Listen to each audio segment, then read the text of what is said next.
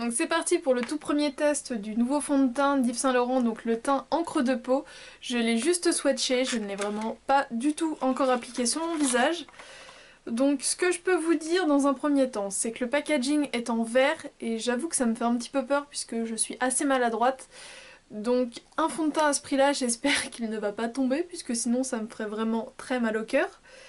J'ai donc la teinte BR20 puisque j'ai une peau à sous-ton rose, donc je préfère vraiment partir sur un fond de teint qui a également des sous-tons roses, puisqu'en général on dit que pour contrebalancer les rougeurs c'est mieux de prendre quelque chose de jaune, mais un fond de teint jaune sur moi tout de suite ça fait vraiment jaune poussin, jaune citron, orange, je sais pas, ça vire bizarrement, donc j'ai vraiment une énorme préférence pour les fonds de teint roses. Donc nous allons voir ce que ça donne. Donc actuellement je suis en phase en fait de cicatrisation puisque là ce sont plus que des marques des boutons que j'ai eu pendant les dernières semaines. Donc là c'est vraiment juste, il n'y a plus du tout de relief. Certains sont encore un petit peu secs, ça fait une peau un peu sèche dessus, mais voilà, d'ici 2 semaines normalement ça devrait être bien parti. Donc une fois qu'on a retiré le bouchon, ça se présente en fait tout simplement comme les vernis de chez Yves Saint Laurent. Hop. Et donc voici la fameuse plume, puisque c'est censé être une encre et on est censé avoir assez de produit sur cette petite tige là pour faire tout le visage. Donc j'ai envie de vous dire on va tester, c'est parti mon kiki. Alors je suis beaucoup plus à l'aise quand c'est directement au flacon pompe, mais on va voir ce que ça donne du coup. Toc. Et donc je vais venir le travailler avec mon pinceau de chez Zoeva, le 104, le buffer.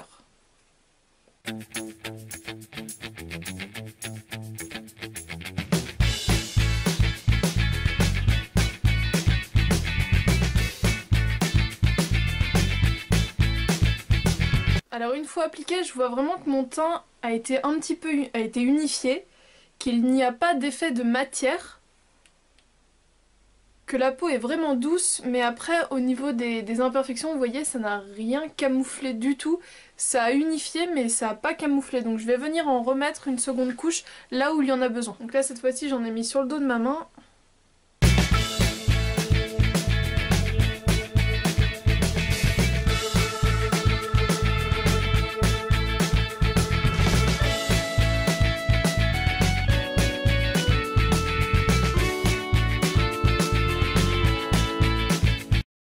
Au niveau de la texture, il est quand même vraiment très liquide, donc faut faire attention puisque là je viens d'en faire tomber une goutte par terre. Donc vu le prix, ça fait mal, ça fait cher la goutte.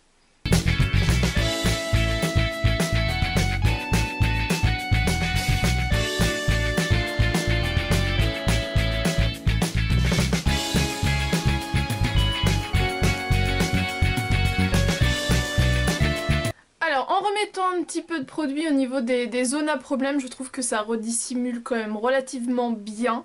Ce n'est pas parfait mais c'est pas mal du tout. La teinte BR20 pour les peaux très claires avec des sous-teintes roses, c'est donc parfait, puisqu'il n'y a pas de démarcation avec mon cou. Donc c'est vraiment la couleur idéale. Donc certes j'ai encore un tout petit peu de couleur de cet été, mais pas grand chose, donc je pense que ça pourrait encore me convenir cet hiver. Très appréciable au niveau des imperfections qui sont en train en fait de cicatriser, donc c'est des zones sèches. Je trouve que ça ne marque que très peu la zone sèche, il n'y a pas une grosse auréole, vous voyez. Si vous êtes concerné, vous voyez de quoi je parle. Quand le fond de teint fait vraiment un amas autour de la peau sèche, là ça fait pas du tout ça, enfin ça le fait très peu en fait. Je vais pas dire que ça le fait pas du tout, mais c'est vraiment très léger, donc ça c'est pas mal du tout. Et sinon il n'y a vraiment pas d'effet de matière ailleurs. C'est vraiment la peau en mieux. La peau est très douce. Elle est pas collante. Ça a un fini en fait... un fini peau nue, c'est ni complètement mat ni glowy. Ça fait un fini peau naturelle normale, en fait, qui... Voilà, la peau normale va refléter légèrement la lumière, bah là c'est ça. Je vois au niveau de mon nez, je sais pas si vous allez bien réussir à voir, parce qu'il fait un temps pourri, donc j'ai mis mes éclairages, mais... Vous voyez, sur mon nez, ça fait un petit reflet, mais un reflet de peau normale. Donc je trouve ça très agréable. Je vous retrouve environ 2 mois après mon premier test du fond de teint, donc encre de peau de chez Yves Saint Laurent. Je pense que vous pourrez le remarquer assez facilement, j'ai une plus belle qualité de peau, donc forcément toutes mes marques ne sont pas encore parties. J'ai encore des petits rigolos qui sont venus me faire des petites surprises, mais j'en ai de moins en moins et de moins en moins souvent. Et donc voilà, là c'est vraiment plus que des marques qui vont s'estomper au fur et à mesure. Je suis bien consciente qu'en 2 mois tout ne va pas partir. Donc là ma peau est juste hydratée et je vous retrouve donc une fois que j'aurai réappliqué ce fond de teint pour vous montrer le rendu avec une peau donc avec moins d'imperfections. Donc voici le résultat après l'application du fond de teint seul.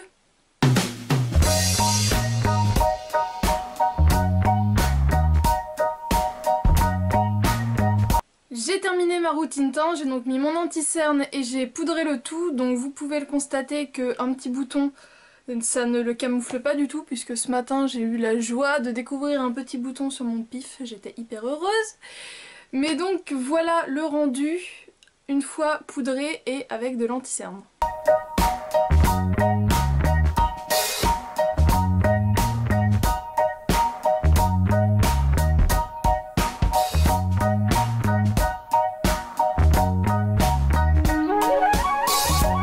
J'ai terminé de me maquiller, si jamais le tuto de ce que je porte sur les yeux vous intéresse, restez connectés puisqu'il sera publié ce mois-ci. Donc je viens vous faire mon bilan concernant ce fond de teint.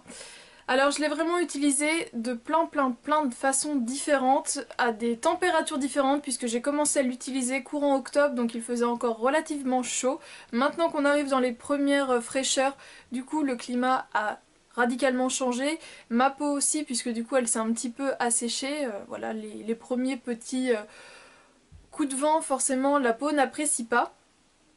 Alors ce que je peux vous dire au niveau de l'effet général, c'est un fond de teint qui va matifier la peau, mais ce n'est pas non plus un résultat complètement mat. Comme je vous l'avais dit au début de ma vidéo, c'est vraiment une matité naturelle. J'ai toujours une sorte de brillance, mais naturelle au niveau de mon nez surtout, un peu au niveau de mon front et de mes pommettes. Ça permet de garder une sorte de dynamique sur le visage que moi j'aime bien puisque je mets pas spécialement d'highlighter. Donc voilà, pour ça j'aime bien. Au niveau de cette matité, je partirai sur une durée d'environ 4 à 5 heures puisque ma peau reprend les dessus et au niveau de ma zone T, j'ai tendance à briller au bout de 5 heures environ, que j'ai poudré ou non.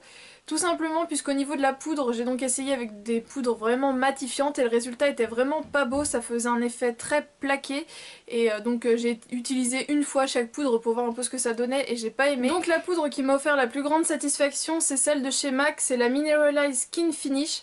C'est une poudre que j'aime beaucoup puisqu'en fait elle va matifier mais au même niveau que le fond de teint, c'est-à-dire que ça reste une matité naturelle, on a toujours cette petite brillance de peau en bonne santé, donc vraiment le combo des deux j'ai beaucoup aimé. Une des caractéristiques du fond de teint c'est vraiment d'apporter une sorte de toucher velouté à la peau, donc certes en la poudrant on perd cet aspect touché peau de pêche, mais au niveau du rendu visuel je préfère de loin le combo des deux, donc c'est la poudre que je peux vous conseiller d'appliquer avec ce type de fond de teint puisque du coup ça permet vraiment d'apporter un poil plus de matité, de permettre au fond de teint de rester en place plus longtemps, mais en même temps ça ne vient pas complètement plaquer le résultat, donc voilà. Ça, j'ai vraiment beaucoup aimé. Après, au niveau de l'opacité du fond de teint, clairement, avec une plume, j'en ai pas assez pour faire mon visage. Je suis vraiment obligée d'en rappliquer pour camoufler un peu plus mes imperfections et ce n'est toujours pas suffisant.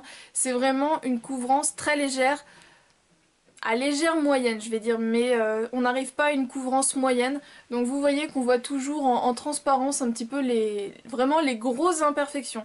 Vraiment des petites rougeurs ou ce genre de choses, ça va camoufler juste comme il faut, ça va vraiment bien unifier le teint, mais si vous avez vraiment des problèmes de peau plus importants, ça va pas être assez et surtout je trouve que le mix en fait avec un correcteur n'est pas joli, les deux ne se mixent vraiment pas bien ensemble puisque la texture de cette poudre et de ce fond de teint est quand même assez particulière et je trouve que mixer avec un correcteur, bah, du coup le correcteur fait vraiment une tâche. Donc personnellement je vous conseille de ne pas appliquer de correcteur, d'assumer le petit bouton ou voilà le petit désagrément passager. Mais pour ça j'ai trouvé que il se la jouait un petit peu solo et ça matchait vraiment pas bien avec d'autres choses. Il y a vraiment juste avec cette poudre là où j'ai trouvé que ça se matchait bien, donc je pense que toutes les poudres au fini naturel lui conviendront. C'est un fond de teint qui s'adresse vraiment aux peaux mixtes, mais je sais que certaines youtubeuses ayant la peau grasse l'ont aussi beaucoup aimé, mais si vous avez la peau sèche, je pense que ça va pas forcément trop vous aller, puisque je vois au niveau des petits boutons que j'ai qui sont en train de sécher, tout de suite ça marque beaucoup la zone sèche. Donc voilà, je trouve que c'est vraiment un fond de teint qui est très bien adapté aux peaux mixtes, mais n'ayant qu'un problème de rougeur. Là, ce sera vraiment parfait. En bilan de cette vidéo, est-ce que je regrette mon achat? Non, puisque j'aime vraiment quand même beaucoup le résultat qu'il donne. Je pense que le résultat sera encore plus joli quand j'aurai de moins en moins d'imperfections. Mais c'est vrai que vu le prix, je m'attendais à quelque chose de mieux. Donc certes, c'est un très bon produit qui tient relativement bien, qui tient ses promesses d'avoir un toucher velouté, une peau vraiment d'une meilleure qualité visuelle. Mais je trouve pas qu'il soit si extraordinaire que ça. Donc si vous cherchez vraiment un fond de teint couvrant, ne vous tournez pas vers lui, franchement il est pas assez. Donc voilà, c'est pas un flop, mais c'est pas non plus un favori hors du temps. Donc voilà, c'est mon bilan concernant ce fond de teint là. Il est joli, il apporte vraiment une bonne unification du teint, mais la couvrance n'est pas assez et je trouve que ma peau rebrille un peu trop vite si je mets rien. On va dire au bout de 2-3 heures, voilà, ça rebrille, qu'avec une poudre je peux quand même aller jusqu'à 4-5 heures. Voilà, j'espère que cette petite revue vous permettra d'en connaître un petit peu plus sur ce produit qui a quand même fait pas mal de bruit sur YouTube depuis sa sortie.